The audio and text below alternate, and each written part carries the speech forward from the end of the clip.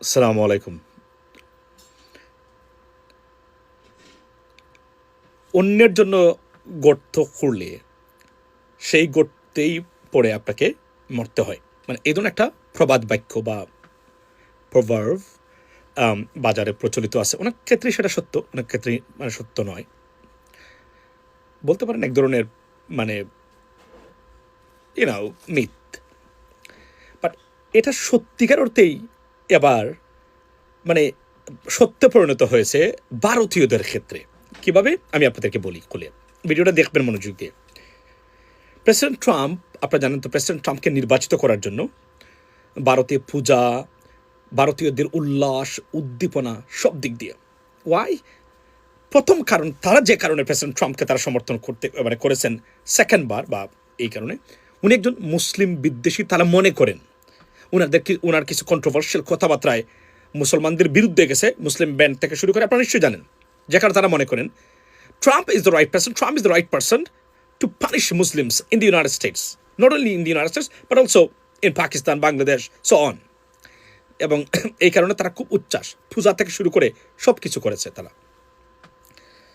President ট্রাম্পকে vote দেওয়া of course অন্যায় নয়। উনি যে পলিসি প্রথমে নিয়ে আসছিলেন America first, it is, I loved it, I voted for that to be honest with you. এবং উনি একজন যুদ্ধ বিরোধী মানুষ হিসেবেই উনি প্রতিষ্ঠা করেছিলেন নিজেকে। অলদো রাইট নাও ইরান যুদ্ধটা উনি শুরু করেছেন। সো এবং এটা যে কতটা হিতে বিপরীত হয়েছে তার একটা উদাহরণ আপনাদেরকে দিই। এই যে আমার স্ক্রিনে দেখতে পাচ্ছেন, ফক্স নিউজের সাবেক প্রেসিডেন্ট ট্রাম্পের হোয়াইট হাউস স্পোক্স পারসন উনি ওই দেখেন আপনি ফক্স নিউজ, উনি বলছেন 90% of H1B applications R fake. অর্থাৎ প্রেসিডেন্ট ট্রাম্প এইবার ক্ষমতায় আসার পরে সবচেয়ে ক্ষতিগ্রস্ত রাষ্ট্রের নাম আপনারা কি জানেন? ইরানও না, ভারত। সবচেয়ে ক্ষতিগ্রস্ত রাষ্ট্রের তুলনায় মানে মানে তালিকায় নাম্বার 1-এ আছে ভারত। এশিয়ার ভিতরে যদি আমি বলি সারা পৃথিবীতেই সব কিছু হিসাব করে, পার্টিকুলারলি ভারতীয় ফেক গ্রাজুয়েটসদের, আইটি স্পেশালিস্টদের যে রপ্তানির যে বাজার ছিল পণ্যের মতো করে, তার একদম চূড়ান্ত 12টা বাজিয়ে দিয়েছেন প্রেসিডেন্ট ট্রাম্প। কেন? এই H1B প্রোগ্রাম, অর্থাৎ আপনার হাই স্কিল মাইগ্রেন্ট প্রোগ্রাম, যেটা এদেশে আসার পরে আপনি যদি এখান থেকে কোনো কলেজ ডিগ্রি নেন, সেখানে এই ভিসা লটারিটা করা হয়, যার 82% একাই ভারতীয়রা দখল করে আসছিল। মানে এক কথায়, এবং এই সেক্টরে কি পরিমাণ ফ্রড, দুর্নীতি হয়েছে ইমিগ্রেশনের এই ক্ষেত্রে, সেটা প্রেসিডেন্ট ট্রাম্পের অ্যাডমিনিস্ট্রেশন যাচাই বাছাই করে দেখেছেন যে একটা ভয়াবহ অবস্থা।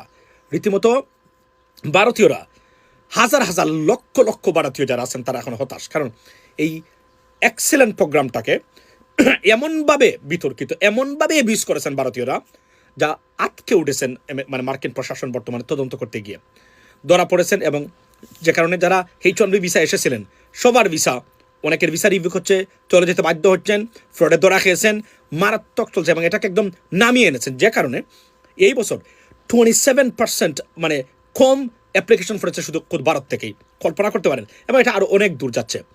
এবং এটা এমন একটা বাজার ছিল ভারতীয়দের, যা তাদের মানে এক কথায় মানে আনবিলিভেবল একটা ইনভেশন বলা যেত, মানে হাই স্কিল বা টপ লেভেলের স্যালারির এই বিভিন্ন প্রোগ্রামে সেটাকে নামিয়ে এনেছেন। অর্থাৎ এই সেক্টরটাতে সবচেয়ে এবং হতাশ এবং দৌড়ের উপর আছেন ভারতীয়রা।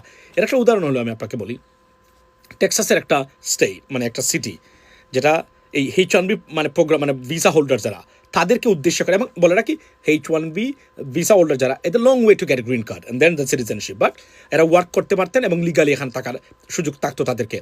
সেই প্রোগ্রামে একদম তছনছ করে দিয়েছেন প্রেসিডেন্ট ট্রাম্প। এবং এটাই যে যার জন্য আপনি গর্ত করবেন, সেই গর্তেই পরে আপনাকে মরতে হবে। এবং এতটা ফ্রড করেছেন, শুধু এইটা না, আমেরিকান এই ফ্রডের এই স্কেল দেখে যুক্তরাজ্য, জাপান সহ উন্নত বিশ্ব, যেখানে মানে ভারত থেকে আইটি স্পেশালিস্ট আনতো, 90% ডিগ্রিজ আর ফেক। এখানে কয়েকটা ইউনিভার্সিটিতে তৈরি করেছে ভারতে, এগুলা মানে মানে সার্টিফিকেট বিক্রি করতো, মানে আইটি মানে ওই স্পেশালিস্ট দিয়ে, আইটির নামদারি দিয়ে, এবং এখানে এসে তারা আপনার এই যে 7-Eleven কাজ করতো, গ্রোসারি স্টোরে কাজ করতো। এতটা অ্যাবিউজ হয়েছে সারা পৃথিবীতে। প্রেসিডেন্ট ট্রাম্পের এই প্রজেক্টটা ভারতীয়দের বিরুদ্ধে যাচ্ছে। মার্কিন যুক্তরাজ্য, জাপান সহ উন্নত বিশ্বের সব জায়গাতে এখন এগুলো নিয়ে ইনভেস্টিগেশন চলছে, এবং ভারতীয়দের যে এই চরম মানে আপনার ফ্রড বা দুর্নীতি এখানে তারা করেছেন, সব তারা ধরে একদম মুখোশ উন্মোচন করে দিয়েছেন। That's what it is ladies and gentleman. ভালো থাকবেন, কথা হবে অন্য সময়। আসসালামু আলাইকুম।